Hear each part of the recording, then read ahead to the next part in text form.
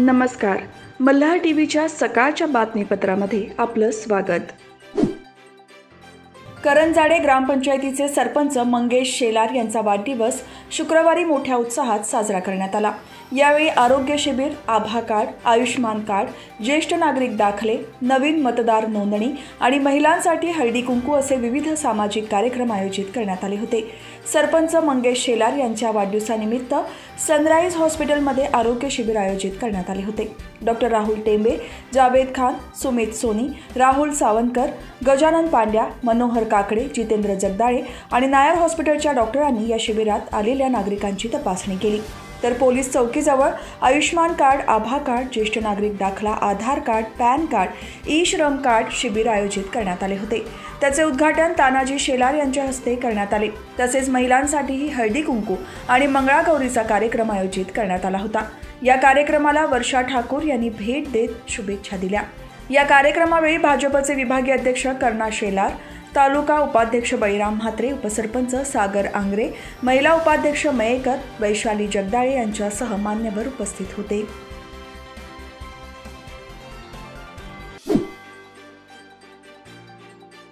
नवी मुंबई महापालिकेने 2024-2025च्या अर्थसंकल्पात पुढील 5 वर्षे कोणताही मालमत्ता कर आणि पाणीपट्टी वाढवू नये अशी सूचना आमदार गणेश नाईक यांनी महापालिका आयुक्त राजेश नार्वेकर यांच्याकडे निवेदनाद्वारे केली आहे. 2024-2025चा अर्थसंकल्प महापालिका लवकरच सादर करणार आहे. या अर्थसंकल्पात शहर विकास, सोयी सुविधा आणि भविष्यकालीन गरजा पाहता आमदार गणेश नाईक यांनी मौलिक सूचना केल्या आहेत. नवी मुंबई महापालिकेत प्रशासकीय राजवट आहे, लोकप्रतिनिधी मंडळ अस्तित्वात नाही. या पार्श्वभूमीवर आमदार गणेश नाईक यांनी वेळोवेळी नवी मुंबईकरांच्या हिताचे अनेक निर्णय प्रशासनाकडून मंजूर करून घेतले आहेत. आमदार गणेश नाईक यांच्या सूचनेनुसार नवी मुंबईकरांवर मागील 24 वर्षे कोणताही करवाढीचा बोजा लादण्यात आलेला नाही. मागील वर्षी प्रशासकीय काळात देखील करवाढ करण्यात आली नव्हती. यापुढेही हा कर दिलासा सुरू ठेवावा अशी मागणी त्यांनी पालिका आयुक्तांकडे केली आहे.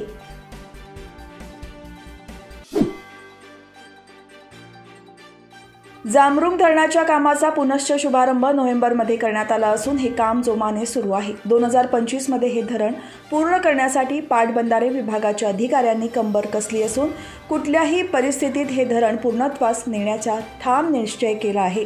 मागील 43 वर्षे रखडलेल्या धरणात पाणी साठवले जाणार असून अविकसित रेल्वे पट्ट्यातील 12 गावांच्या शिवारात हिरवळ दाटून या गावांच्या पिण्याच्या पाण्याची समस्या दूर होणार आहे. धरणातील पाणी कालव्यातून वाहून जाऊ नये यासाठी कालवे बंदिस्तपणे बांधण्याचा निर्णय घेतला असून यातून पाणी जेवढं आवश्यक आहे तेवढेच सोडण्यात येणार असल्याने पाण्याचा अपव्यय टळणार असल्याचे मुख्य अभियंता विलास देशमुख यांनी सांगितले. या धरणाला उजवा आणि डावा असे 2 कालवे असणार आहेत.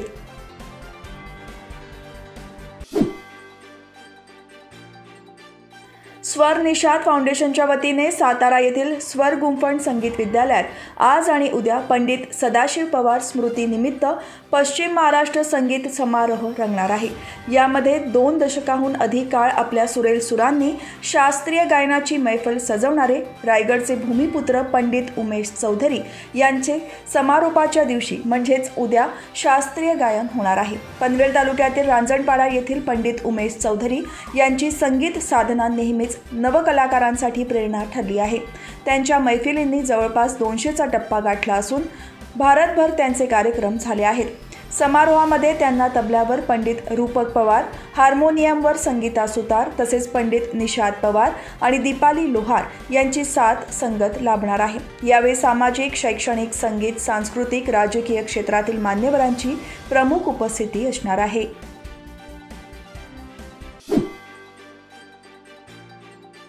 जनार्दन भगत शिक्षण प्रसारक संस्थेच्या खांदा कॉलनी येथील CKT महाविद्यालयात अंतर्गत गुणवत्ता हमी कक्ष आणि विज्ञान संघटनेच्या विद्यमाने प्लास्टिक पांढरे प्रदूषण या विषयावर लोगो डिझाईन स्पर्धेचे आयोजन करण्यात आले होते. यावेळी प्रसंगी प्रमुख पाहुणे म्हणून अंधश्रद्धा निर्मूलन समितीचे कार्यकर्ते तसेच नामांकित मानसोपचार तज्ज्ञ डॉक्टर हमीद दाभोलकर, महाविद्यालयाचे प्राचार्य डॉक्टर SK पाटील, विज्ञान शाखेच्या प्रमुख डॉक्टर JS ठाकूर, IQAC समन्वयक डॉक्टर BD आघाड राखाव आणि विज्ञान संघटनेचे प्रमुख GS साठे यांनी उपस्थित होते। या कार्यक्रमामध्ये 157 विद्यार्थ्यांनी सहभाग घेतला होता। यावेळी माहिती तंत्रज्ञान विभागाने विज्ञान संघटनेच्या मार्गदर्शनाखाली 3D मॉडेल प्रदर्शनाचे आयोजन केले होते। या प्रदर्शनासाठी माहिती तंत्रज्ञान विभागाच्या NS पोरजी यांचे मार्गदर्शन लाभले।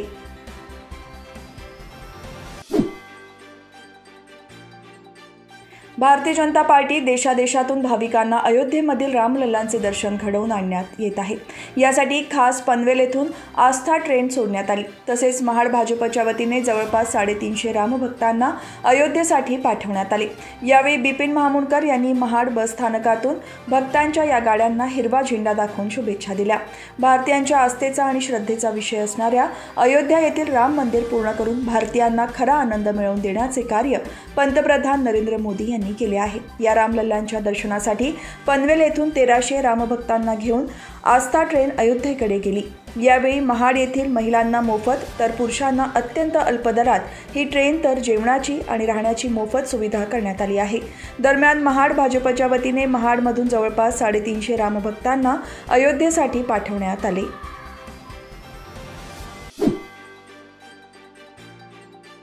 राष्ट्रीय जंतनाशक मोहिमेअंतर्गत खालापूर तालुक्यातील 1 वर्ष ते 19 वर्ष वयोगटातील मुलामुलींना जंतनाशक गोळ्या शाळा आणि कनिष्ठ महाविद्यालय आणि महाविद्यालयातून देण्यात आल्या। ही जंतनाशक मोहीम यशस्वी करण्यासाठी खालापूर पंचायत समिती प्रशासनाने योग्य नियोजन केले होते। ग्रामीण प्राथमिक आरोग्य केंद्रे, उपकेंद्रे या ठिकाणी कार्यरत असणारे वैद्यकीय अधिकारी, समुदाय आरोग्य अधिकारी, शिक्षक, अंगणवाडी सेविका, आशा स्वयंसेविका यांनी सहभाग नोंदवला। बालके ही देशाचे भविष्य आहेत, ते निरोगी असणे गरजेचे आहे। जंतदोषांमुळे बालकांमध्ये ॲनिमियाचा सर्वाधिक धोका उद्भवतो। शिवाय आतड्यांना सूज येणे, पोटदुखी, भूक मंदावणे, उलट्या, अतिसार तसेच इतर आजार उद्भवतात। त्यामुळे या आजारांना आळा घालण्यासाठी वर्षातून 2 वेळा बालकांना जंतनाशक गोळी घेणे गरजेचे असल्याचे मार्गदर्शन यावेळी करण्यात आले।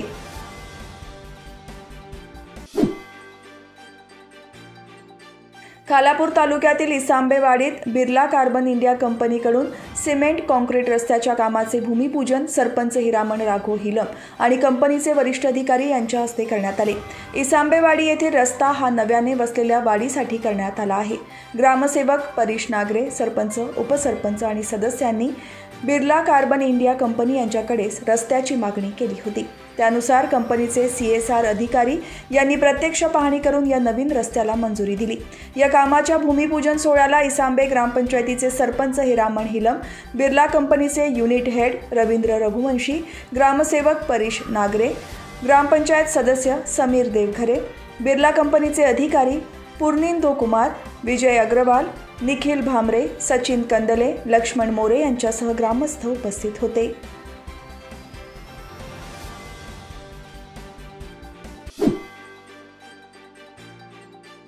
रसायनी पोलीस ठाण्याच्या हद्दीमध्ये 5 महिलांशी लग्न करून फसवणूक करणारा आरोपी पोलिसांनी ताब्यात घेतला असून याबाबत रसायनी पोलिसांनी दिलेल्या माहितीनुसार आरोपी शांतीलाल यशवंत खरात हा आरोपी रिअल इस्टेट क्षेत्रात कार्यरत असून त्याने लग्नाच्या वेबसाईटवर लग्नासाठी नोंदणी केली असून फिर्यादी महिलेला या ॲपद्वारे लग्नासाठी मागणी घातली होती। फिर्यादी आणि आरोपी यांच्यात बोलणी होऊन आरोपी हा विधूर असून त्याला 2 मुली आहेत, त्यांच्यासाठी जीवनसाथी पाहिजे असे सांगून त्याने इतर माहिती लपवून महिलेस विश्वासात घेऊन लग्न केले। त्यानंतर तिला पैशांसाठी शारीरिक त्रास आणि शिवीगाळ, छळ करायला सुरुवात केली। याबाबत फिर्यादीने रसायनी पोलीस ठाण्यात तक्रार दाखल केली असता रसायनी पोलीस ठाण्याचे वरिष्ठ पोलीस निरीक्षक संजय बांगर यांच्या मार्गदर्शनाखाली पोलीस हवालदार सुवर्णा खाडे यांनी विशेष तपास चक्र फिरवले असता आरोपी शांतीलाल यशवंत खरात याचे 5 लग्न झाले असल्याचे समोर आले। त्यानुसार आरोपीला पोलिसांनी अटक केली आहे।